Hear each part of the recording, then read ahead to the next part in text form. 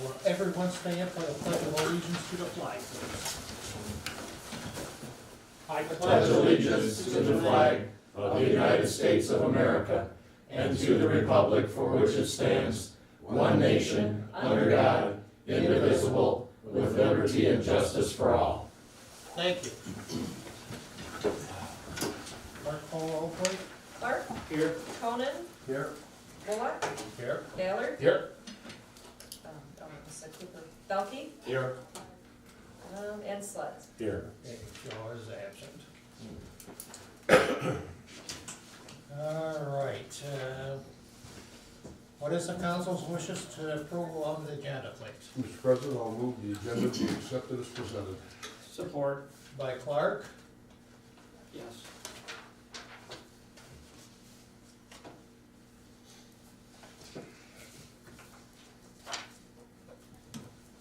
it's been moved and supported. Any further discussion? If not, all in favor? Aye. Aye, motion carried. At this time, the floor is open up to citizen comments. If you'll state your name for the record, please, and you have 3 minutes to address.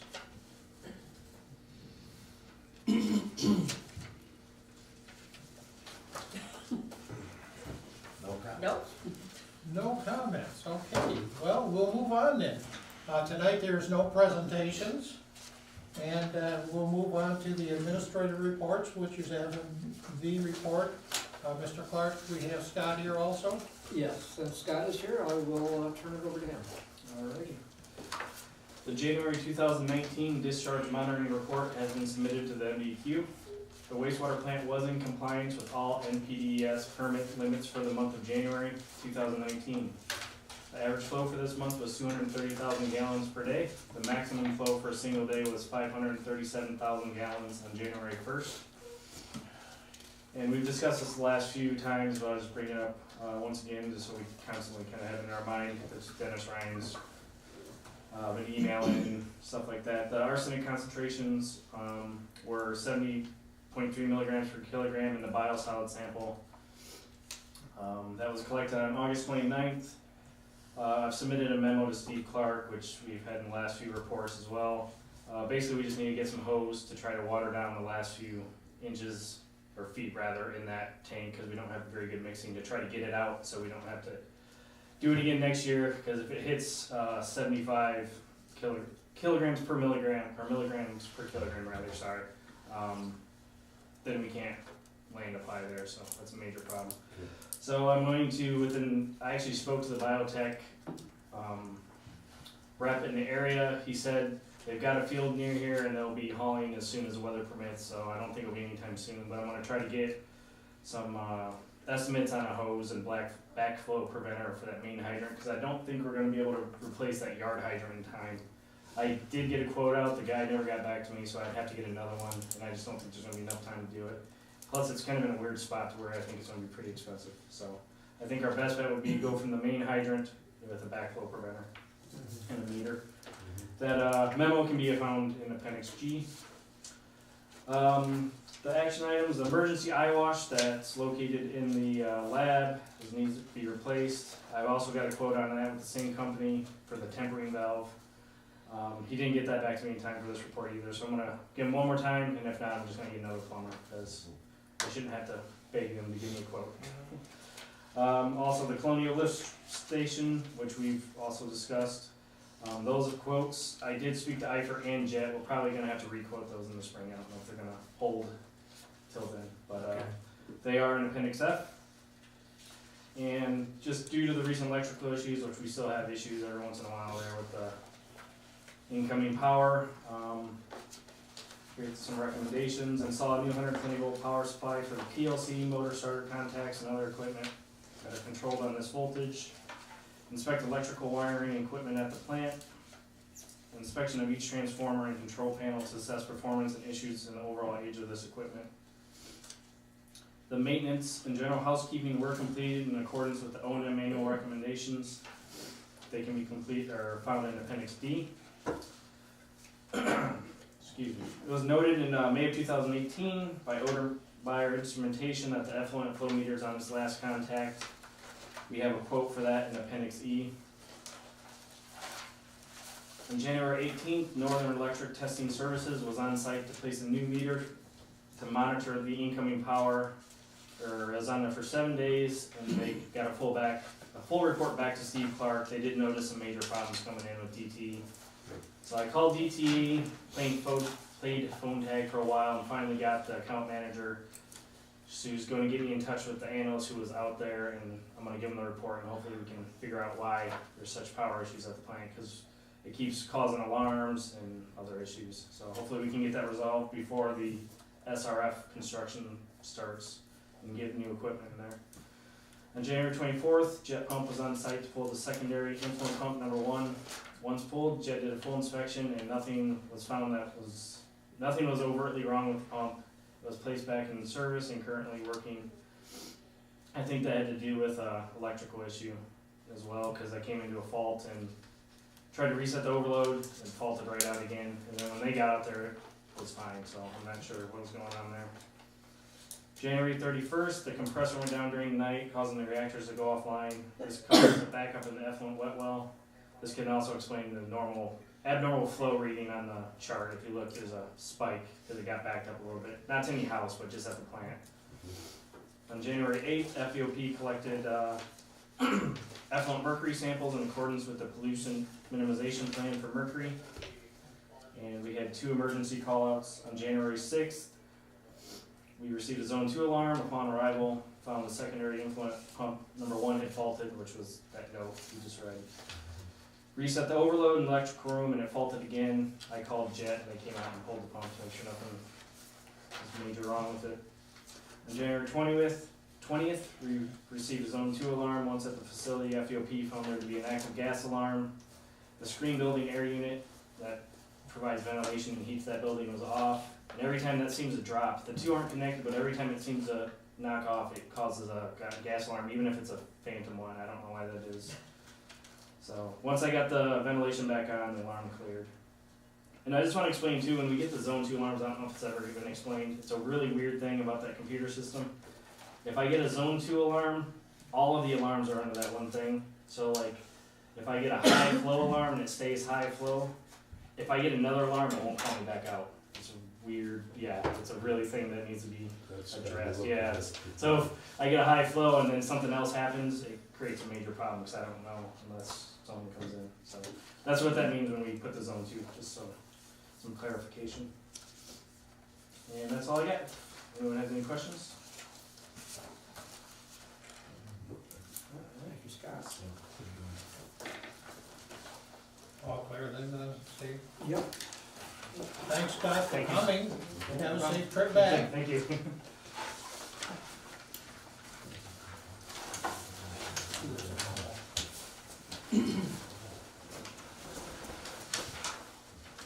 Going back to Howell? Yep. Yeah, nice ride. Yeah, nice driving, nice tired. Okay, you have a copy of the treasurer's report in your file, and next is the liaison's report. Any liaison? I want to talk about water for a second, Mr. President. I think I mentioned last time we received a violation notice from the DEQ for lack of a water asset management plan. I did respond back to the DEQ. They were telling us we needed to have a plan in by 1 March. Really insufficient time to do a plan of that nature. I've asked to be able to turn something in by 1 July. Got a note back today that said that that's good. So That's they're happy fine, with that. that's good work. Yeah, so. Yeah, thanks, Rob. Gives us a little extra time. I'm working on the plan. It's a pretty comprehensive plan. I think we need to do it. Just 1 March was not enough time. So. Very good. Well, this is not a report that Ed would do? Ed could do it, I think, but it requires quite a bit of work with the This has been treasurer. working Set on for a long time. Yeah. It's, Yeah, it's really planning, 5 to So 10 Ed years has into the worked on it. future. What are the projects we want to undertake? You've got to rate the system, what the likelihood of failure of components is, and so on. It's quite a bit of work. So life expectancy of all the Yeah. itemized items in that Identify plan. all the items in the budgets. system, Yeah. it's a lot of stuff, so I'm on it, There's we're been a working lot it. of fingers in it. Well, you got a good start, I feel. So. Yep. Thank you. Yes, Mr. President. Next is the consent Mr. agenda. President, I have a little good news for our council. Oh, good, yes, I don't wanna miss you. Yeah, I bet. This I received from Michelle, through Doug, You're on that. through MDOT, I'm sorry. It says, "Dear prospective applicant, I'm writing to inform you of a new transportation grant program which your community may be eligible to apply. On December 26, 2018, the governor signed Public Act number 473 of 2018, establishing the Community Infrastructure Fund. The new law amends the act that establishes the Transportation Economic Development Fund, the TEDF, to include the CIF as a new category, which is the Community Infrastructure Fund, of the TEDF funding known as TEDF Category B, which provides $3 million per year through the fiscal year 2023 to be allocated for road improvements in cities and villages with a population of 10,000 or fewer. And that is exactly where we are. So, this is the maximum annual grant is for $250,000. The eligible project type is reconstruction, replacement, rehabilitation, or capital preventative maintenance of city or village streets. It's a minimum 50-50 match, and the geographical distribution will be used as one of the criteria for grant selection, and eligible agencies may apply for a grant in consecutive fiscal years. Grant applications for road work associated with other infrastructure projects such as water and sewer projects will be given additional consideration during review.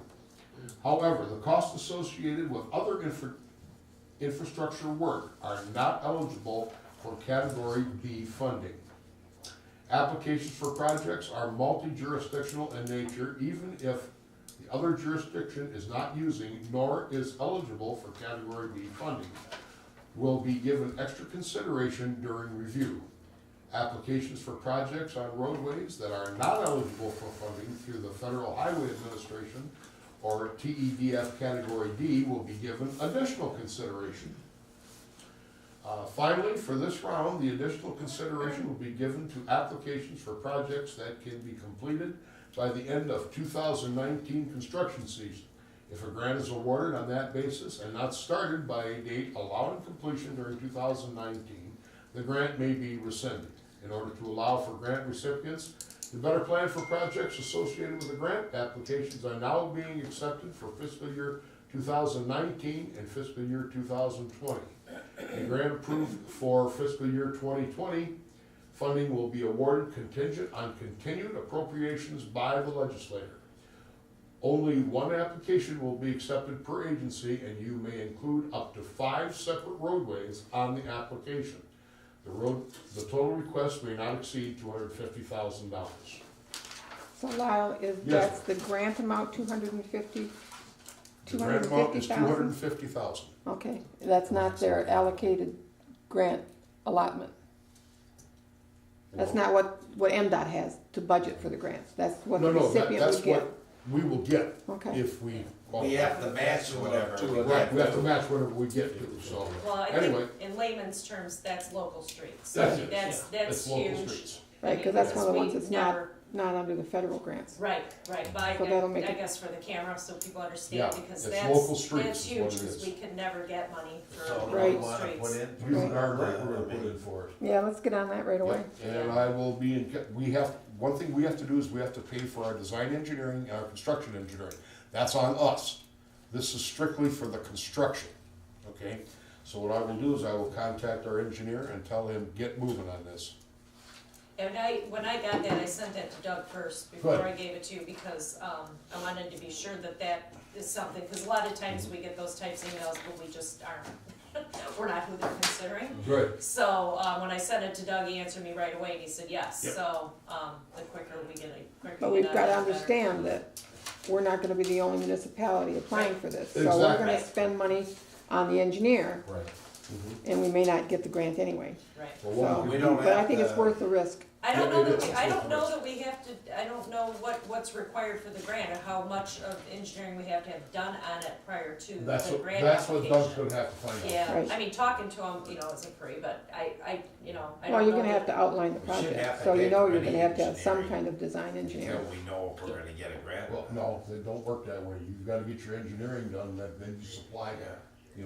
supply. Well, it depends on what Maybe the with- requirement of grant And with is. Doug's Right, that's expertise what it though, says in the he could application let us know process. that maybe a road doesn't have to be totally engineered if we did That's- a mill That's what and I'm, get a good asphalt company. that's what I'm gonna ask you. Yeah. That's Yeah. my list of questions right there. Okay. Because if So we you'll get eliminate with Doug. some, I'll Construction get with Doug engineering and at have the least. answer for Right, next meeting. I'm gonna get you that list of, Yes, please.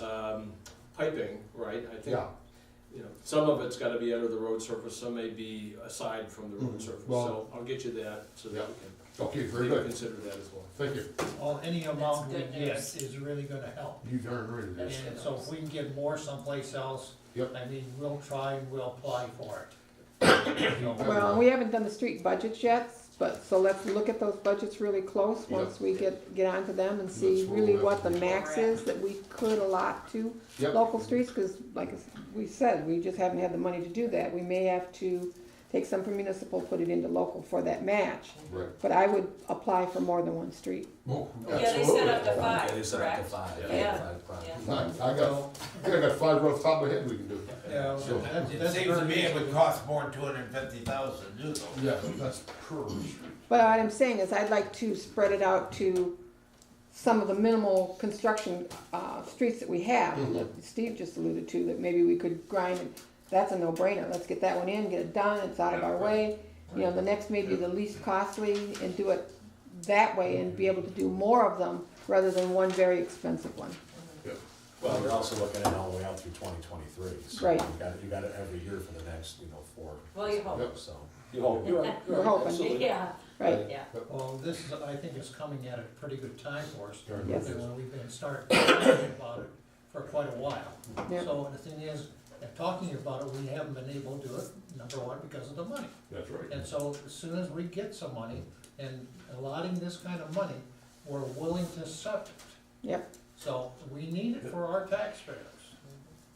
So, thank you, Lyle. But Okay, no one else in council? It's right there. All right, we'll move on to the general business then. The consent agenda, the approval of the regular council meeting minutes of February 11th, and the payment of bills. What is the council's wishes, please? Mr. President, I'll move the consent agenda be accepted as presented. support. Moved by Ballard and supported by Clark. Any further discussion? If not, all in favor? All right? Aye. Aye, motion carried. Old business, the sewer plant update, Mr. Clark, is this? Well, we're pretty much up to date. I just want to reiterate that, I got the, report from Northern Electric into Scott's hands, and he's made a few phone calls. Like you said, he had played a little bit of phone tag. And, hopefully we can get a hold of the right person, and if not, we'll backtrack and find out who we do need to talk to over there. That's all I've got. Okay, very good. We'll move on then to new business. We're gonna set the budget public hearing date and sale of a police vehicle. What is the council's wishes? Mr. President, I'll move to set the public hearing date for approval of the 2019-2020 fiscal year budget for March 25th, 2019 at 7 p.m. Support. Moved and supported. Ballard and Clark. Any further discussion? If not, all in favor? Aye. Aye, motion carried. just a reminder, you'll be setting your millage rate at that meeting too? Yep. Okay, Okay, then, I'll get there, it's, you have It's part a of the police notice. car there, Chris, please? And you gotta have a public hearing on the, wage increase too. Yes. Yeah, yes. yeah, we'll set that at the next meeting.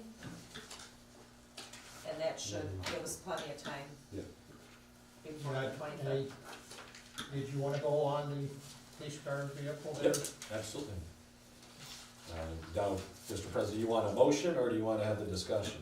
Well, Motion to. So, well, you can, like I said, I figured do discuss the what you motion. We and do a then- prelude first and then, yeah. sure. So, as those that know, we have the new Ford Explorer, Interceptor vehicle, that was purchased with our salvage vehicle inspection funds.